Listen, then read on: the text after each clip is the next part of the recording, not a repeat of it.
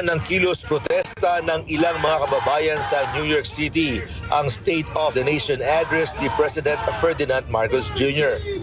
Ayon sa kilusang Mayo 1 at iba pang mga migrant advocate groups, sa lungsod hindi nararamdaman ng mga ordinaryong manggagawa sa Pilipinas ang sinasabing pagbabago at sa halip ay lalo pa umanong naghihirap ang mga ito sa ilalim ng pamahalaan ni Pangulong Marcos.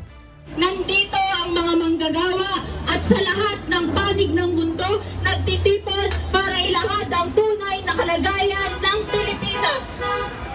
Sa nagdaang taon, tumindi ang krisis na nararanasan ng huring manggagawa. Dumaustos ang tunay na halaga ng sahod. Ayon pa sa mga relihista na nagkilos protesta sa harap ng konsulado ng Pilipinas sa New York, walang malasakit si Marcos Jr. sa kalagayan ng mga undocumented Filipinos sa Amerika na maaaring maapektuhan sa planong mass deportation ni US President Donald Trump. Sa kabila naman ng kritisismo ng protesters sa pamamahala ni Marcos, nakitaan naman ito ng positibo ng isang PhilAm sa San Gabriel, California. Natuwa ako sa campaign to support small businesses as it leads to more jobs. One thing I learned then here sa ibang bansa is that lumalago sila because they support each other's businesses. Boosting local production of meat and also agri-products leads to lower prices.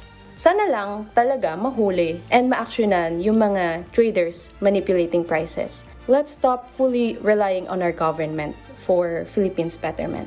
Let's do our part as well as its citizens. Sa pag-grow or pagbagsak ng Pinas, parte tayo dun eh. So let's do our part as its citizens, kahit gaano kaganda and gaano karami yung mga projects ng ating government. Kung all we do is watch, wait for them to fail, and then criticize, nothing will change. Samantala si Jazz mula naman sa Los Angeles ay nagpahayag ng pangamba sa patuloy na pagbaha sa Pilipinas. Ayon sa kanya, tila kulang sa konkretong plano ang pamahalaan para tugunan ang krisis sa klima. I think the SANA aimed to project optimism and a reset in governance, but it fell short on addressing urgent everyday challenges. Lalo na yung paulit-ulit na pagbaha na nakaka-paralyze sa buong bansa tuwing tagulan.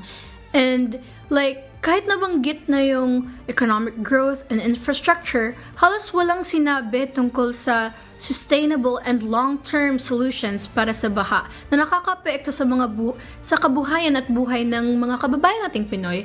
And in my personal opinion, a truly responsive government must prioritize climate resilience and disaster preparedness, not just in words, but in concrete immediate action that protects the most vulnerable.